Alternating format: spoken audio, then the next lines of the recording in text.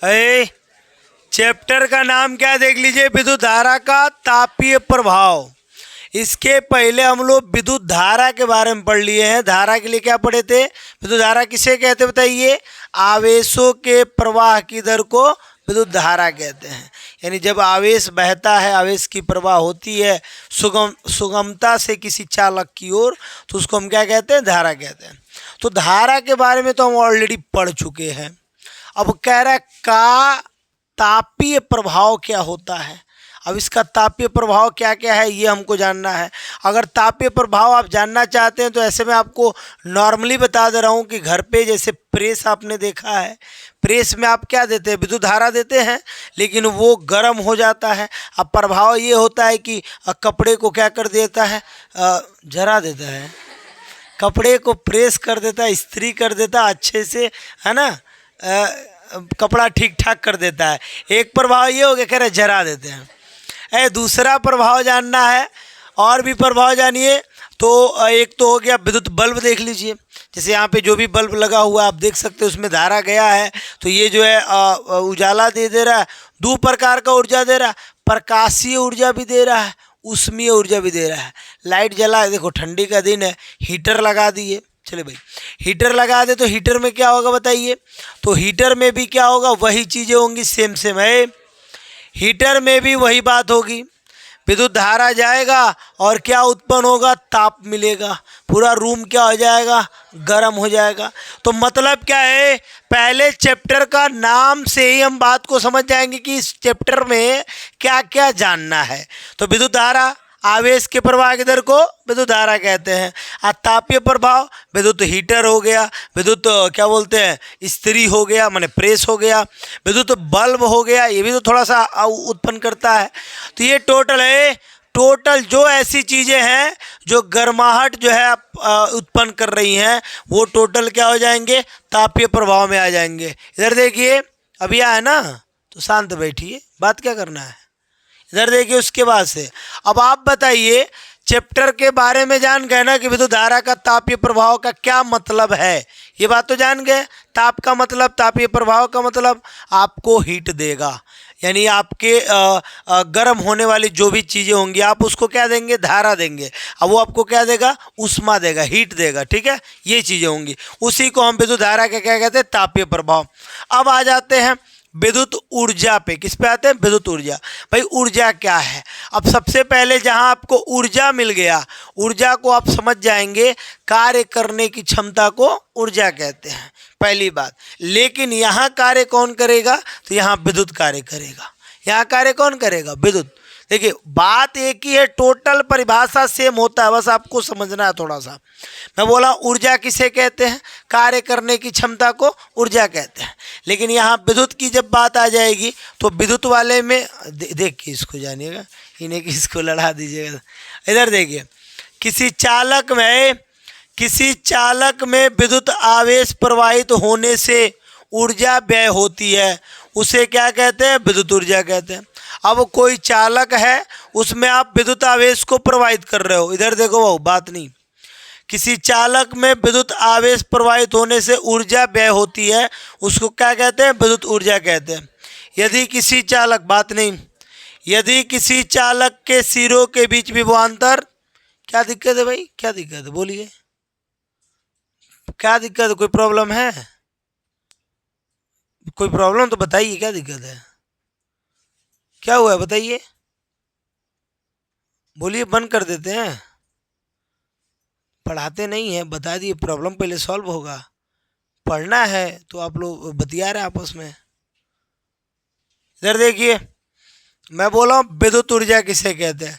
तो विद्युत का मतलब, विद्युत धारा का मतलब आवेश। विद्युत धारा का मतलब क्या होता है? क्योंकि आवेश जाएगा तो विद्युत धारा उत्पन्न होगा।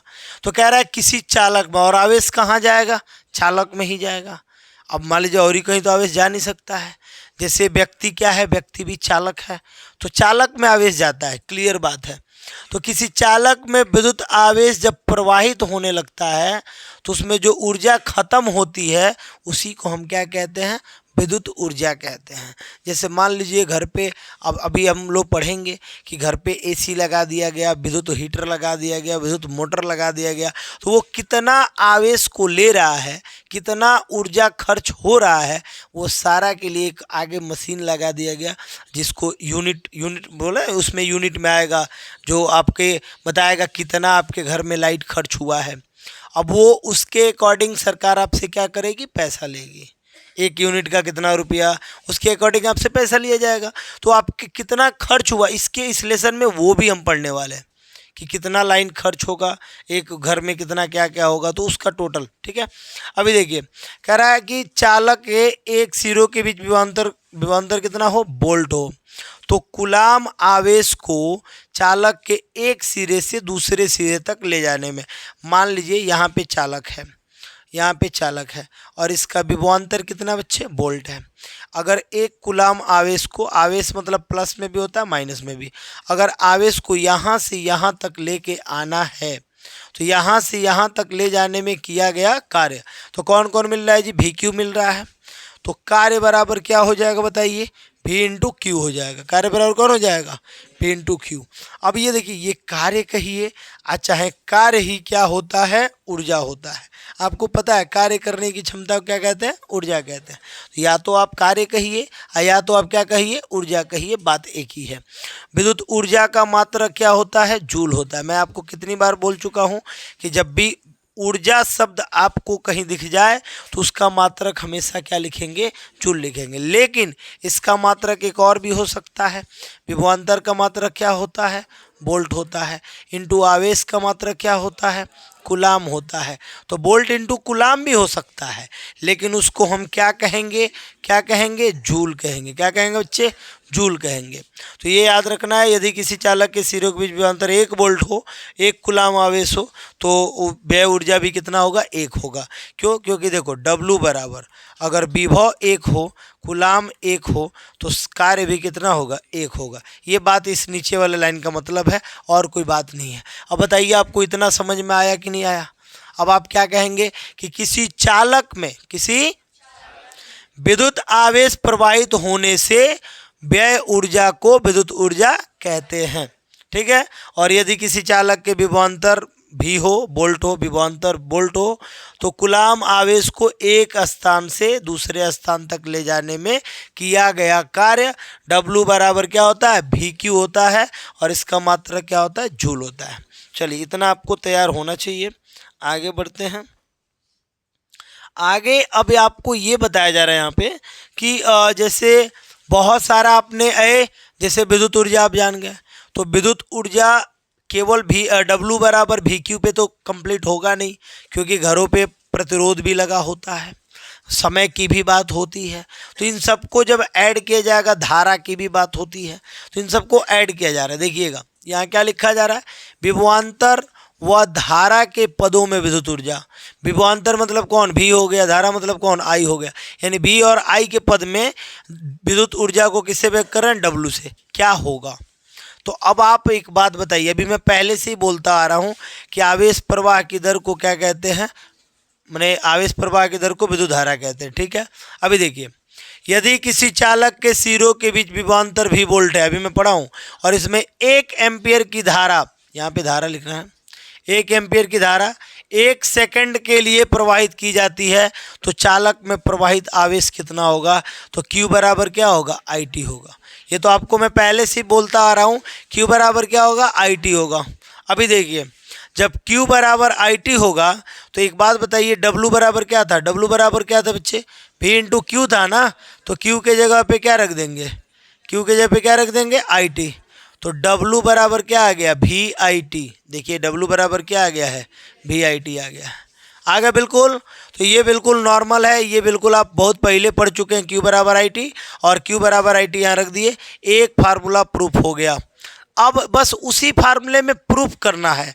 अब सुनिए दूसरा का क्या है, धारा व प्रतिरोध, माने ये धारा को बोलते हैं I और प्रतिरोध को बोलते हैं R के पदों में विद्युत ऊर्जा।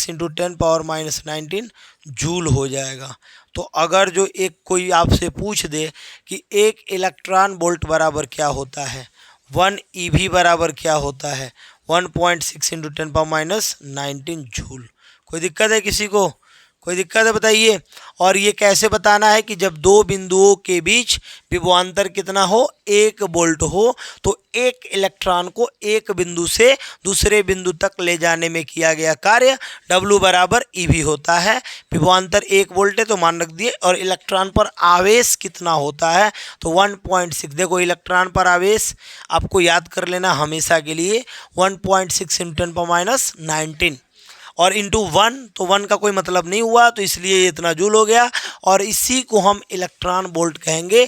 विद्युत ऊर्जा का सबसे छोटा मात्रक इलेक्ट्रॉन वोल्ट होता है। कोई दिक्कत है बताइए किसी को? विद्युत ऊर्जा का सबसे छोटा मात्रक कौन है? इलेक्ट्रॉन वोल्ट, और इसी के बारे में यहाँ पे चर्चा किया गया है। ठीक है, तो ये चीज़ें भी आप लिख चुके हैं। लिखना चाहें तो आप लिख सकते हैं भाई, यहाँ पे स्क्रीनशॉट कर लीजिएगा और लिख लीजिएगा। यहाँ देखिए, यहाँ पे हम आ गए हीट पे आ गए। लो भाई, अब यहाँ पे किस पे आ गए? हीट, उष्मा। उष्मा मतलब घरे बल्ब जल रहा है तो भी गर्मी हो रहा है, हीट नहीं होता है गर्मी। 2-4 गो बल्ब जलाइए, गर्मी होने लगेगा, थोड़ा थोड़ा हीट करेगा। उसके बाद से क्या बोलते हैं, हीटर जलेगा, हीटर, तो उससे भी गर्मी होगा। सुनिए इधर देखो, इधर ठंडा इसलिए लगता है ना कि तू छोड़ो, नहीं अभी नहीं कहेंगे, नहाता नहीं है, नहीं सुबह नहाया है वो, कम समझ रहे हो। चालक में उत्पन्न उष्मा की माप, अगर मान लो, सुनिए इधर, मान लीजिए चालक का विभवांतर भी वोल्ट है, समय t लगा है, r क्या है, मतलब प्रतिरोध क्या है, r है। इन सब चीज़ों को मान लिया जाए तो अभी आपको ऊपर ही बताया गया है कि कार्य कितना करना पड़ेगा, W बराबर VIT करना पड़ेगा, ये करना पड़ेगा ना जी। अगर किसी चालक के सिरों के बीच विभवांतर कितना हो, V हो, धारा कितना प्रवाहित हो रहा हो, I प्रवाहित हो रहा हो, और समय कितना लग रहा हो, T लग रहा हो, तो कार्य बराबर क्या हो जाएगा, VIT। अब देखिए, जब कार्य बराबर VIT हो गया, लेकिन उसमें अगर ऊष्मा की माप हमको निकालना है, देखिए यह ऊर्जा ही ऊष्मा के रूप में उत्पन्न होता है। ये जो ऊर्जा है ना, ये जो एनर्जी दिख रहा है आपको, VIT, इधर देखो अनीस, ये जो W बराबर VIT दिख रहा है, यही ऊर्जा किसके रूप में संचित होता है जी, ऊष्मा के रूप में, तथा ऊष्मा की माप कैलोरी में की जाती है। किस में की जाती है? कैलोरी में। अब आपको ध्यान रखना है, 1 कैलोरी बराबर 4.2 जूल होता है, या 1 जूल बराबर 1/4.2 कैलोरी। ये आपको पहले तो याद रखना है। 1 कैलोरी बराबर कितना होता है? 4.2 जूल, या जूल को उधर भेज दिया गया, 1 जूल बराबर 1/4.2 कैलोरी। अब W बराबर, अब देखिए W यहाँ जूल को प्रदर्शित कर रहा है, W जूल बराबर W/4.2 कैलोरी। W जूल बराबर, फिर से याद कर लीजिए, W जूल बराबर W/4.2 कैलोरी। अब इस W के जगह पे क्या रखा जाएगा? VIT। क्या रखाएगा? VIT। देखते रहिए, देखिए यहाँ पे अब आपको बता दिया गया डायरेक्ट कि हीट क्या होता है, उसको समझ लेना है। चालक में सेकंड में उत्पन्न उष्मा, उष्मा का मतलब यहाँ पे हो गया हीट। और हीट कैसे ज्ञात किया जाएगा, तो आज के बाद ध्यान रखिएगा, यानी जब आप विद्युत हीटर लगा रहे हैं और वो कितना गर्म कर रहा है रूम को, वो ज्ञात करना होगा। तो H बराबर W/4.2 कैलोरी। W का मतलब 1 मिनट, W का मतलब बताइए, VIT, अभी तो जाने हैं ना, और बटा 4.2 कैलोरी हो जाएगा। बोलो कोई दिक्कत है किसी को? तो VIT कहाँ से मिला? कार्य ही मिला, जो आप अभी तक कार्य पढ़ते आ रहे, सेम वही चीज़ है, इसीलिए एक साथ पढ़ा रहे इसको।